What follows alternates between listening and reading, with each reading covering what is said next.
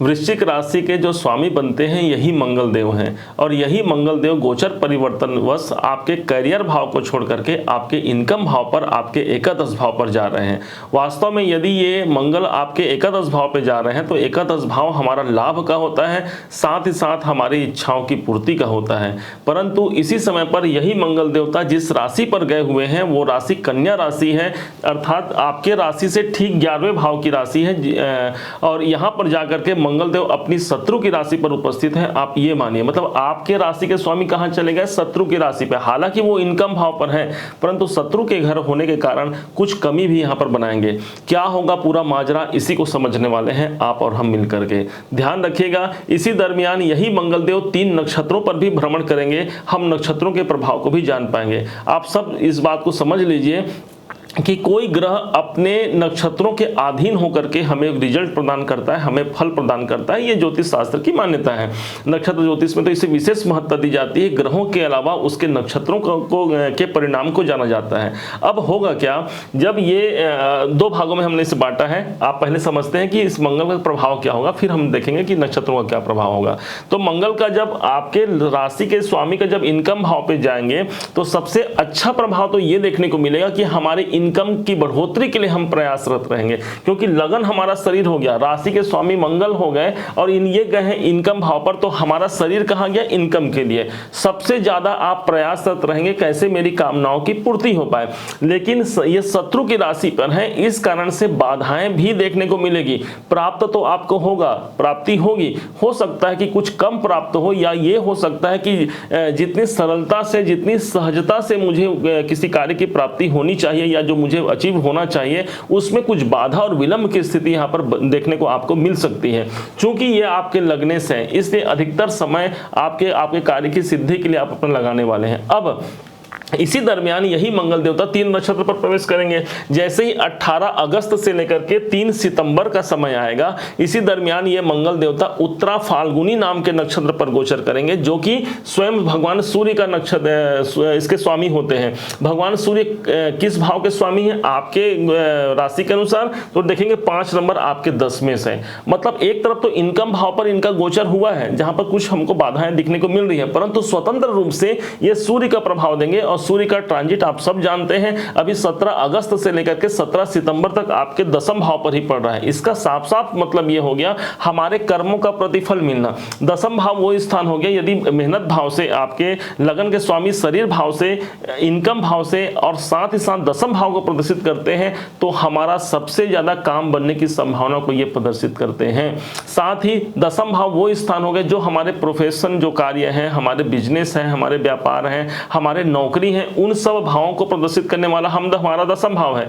तो यदि किसी कारण से कार्य में बाधाओं का सामना करना पड़ रहा है आपको, तो यह समझना है शायद वहां पर आपको लाभ की स्थिति बन सकती है, क्योंकि करियर भाव को यहां पर प्रदर्शित करना, वहां पर लाभ देना यहां पर मंगल का मुख्य दायित्व यहां पर बन जाता है।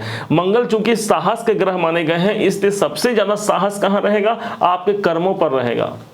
कहाँ मुझ में कमी हुई, कहाँ मुझ में मैं और अच्छा बेहतर कर सकता हूं, इस पर सबसे ज्यादा आप काम करने वाले हैं। और यकीन मानिए मंगल की वीरता को यदि आपने धारण कर लिया तो आपसे ज्यादा करियर में ग्रोथ लाने वाला इस 46 दिनों में कोई और राशि नहीं हो सकती। अब इसी दरमियान होगा क्या, जैसे 3 सितंबर से लेकर के 23 सितंबर का डेट आएगा, इसी समय ये मंगल देव हस्ता नक्षत्र पर होंगे। हस्त नक्षत्र के जो स्वामी माने गए हैं वो चंद्रदेव माने गए हैं। अब भाई लीजिए, ये चंद्रमा की जो राशि होती है वो 4 नंबर की राशि है, मतलब ये इस भाव का प्रतिफल देंगे। इस भाव का मतलब आपके 9वें भाव का। 9वां भाव वो स्थान हो गया जो हमारे भाग्य हैं।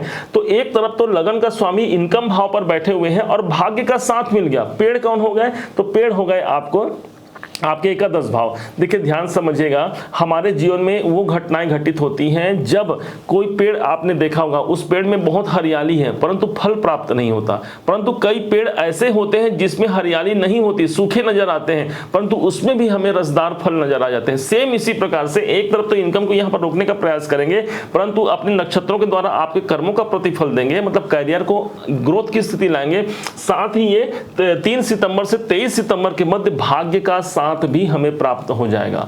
भाग्य का साथ का मतलब ये समझिए कि यदि ये नक्षत्र के द्वारा यहाँ पर प्रभावित कर रहे हैं आपके नवम भाव को, आपके उच्चाधिकारियों का सपोर्ट मिल सकता है। इस समय पिता के संबंधों में आपको यह अच्छाई देखने को मिल सकता है, पिता के आशीर्वाद से या पिता के साथ संलग्न होकर के आपका भाग्य साथ देगा। यही वो भाव है जहां पर आप उच्च शिक्षा को प्राप्त करते हैं। यदि आप उच्च शिक्षा प्राप्त कर रहे हैं, विद्यार्थी हैं, इसका मतलब यहां पर आपको पॉजिटिव स्थिति देखने को मिल सकती है। नवम भाव हमारा पुरुषार्थ है और साथ ही साथ वो सभी कार्यों को निर्देशित करने का स्थान माना गया है जहां पर हमने कार्य किया है और हमें अभी तक प्राप्त नहीं हो रहा। भाग्य किसे मानेंगे भाई? भाग्य उसे मानेंगे जो हमें ऊपर से प्राप्त हो, मतलब ऊपर वाले की कृपा जहां पर मिल जाए। हमने कर्म तो किया, हमने 100 रुपए का कर्म किया, लेकिन यदि हमें कुछ कम प्राप्त हुए, समझे कि हमारे कर्म में कोई कमी है, कोई बाधा है हमारे जीवन में। लेकिन यदि 100 रुपए का कार्य करके यदि हमें 150 200 प्राप्त होते हैं, इसका साफ साफ मतलब आपके भाग्य की जागृति है और शायद यहां पर आपके भाग्य की जागृति के लिए बहुत ही सुंदर समय होगा। अब इसी बीच में होगा क्या कि 23 सितंबर से 3 अक्टूबर का जो समय होगा, जो मतलब मंगल इसी समय तक इस आपके कन्या राशि पर रहेंगे जो कि आपके वृश्चिक राशि से एकादश भाव है। इस बीच में होगा क्या, ये मंगल अपने ही नक्षत्र पे रहेंगे, अर्थात चित्रा नक्षत्र पे होंगे। मंगल जब अपने नक्षत्र पर होंगे, लाभ की संभावना को काफी बढ़ाने का प्रयास करेंगे। हालांकि बाधाएं रहेंगी, ध्यान रखिएगा, जितना हमें इनकम प्राप्ति होना है वो उसमें बाधाएं 23 सितंबर से 3 अक्टूबर के बीच रहेगा। तो प्रयासरत रहना है, शायद इस टाइम पर आपके इनकम जो आपने चाहा था उससे कहीं अधिक आपको प्राप्त हो सकता है। शत्रु राशि पर होने के कारण आपको उपाय क्या करना है, इस टाइम पर जो सबसे उपाय करना है, आपके स्वास्थ्य पर आपको ध्यान देना है सबसे पहले तो। अब क्योंकि लगन के मालिक ही कैप्चर हुए हैं अपने शत्रु की राशि पर, स्वास्थ्य पर ध्यान देने की आवश्यकता है। इसके लिए सबसे जो उत्तम उपाय बताया गया है वो दातौन बताया गया है नीम का। नीम आपका पेड़ आप सब जानते हैं, इनका एक डंडा तोड़ करके आप इसे दांत में चबाइए, दातौन बना करके, और अपने दांत को साफ कीजिए। क्यों? क्योंकि यदि मंगल का प्रभाव देखा गया तो हमारे मज्जा, हमारे रक्त के साथ साथ हमारे दांतों में इस मंगल का प्रभाव देखा गया है। तो नीम का स्पर्श जब यहाँ पर हमारे दांतों से होता है तो अपने आप इस मंगल के दुष्प्रभाव से हम बचने की एक उम्मीद यहाँ पर दिख सकती है। साथ ही साथ आप ये समझिए कि मंगल का सीधा संबंध हनुमान जी महाराज से होता है। हनुमान जी के चरण पर सिंदूर अर्पण करना कभी मत भूलिए, हनुमान जी महाराज के मस्तक पर सिंदूर लगाना कभी मत भूलिए। माना जाता है कि हनुमान जी महाराज पर जो सिंदूर अर्पण करता है उसके सभी कामनाएं सिद्ध होती है।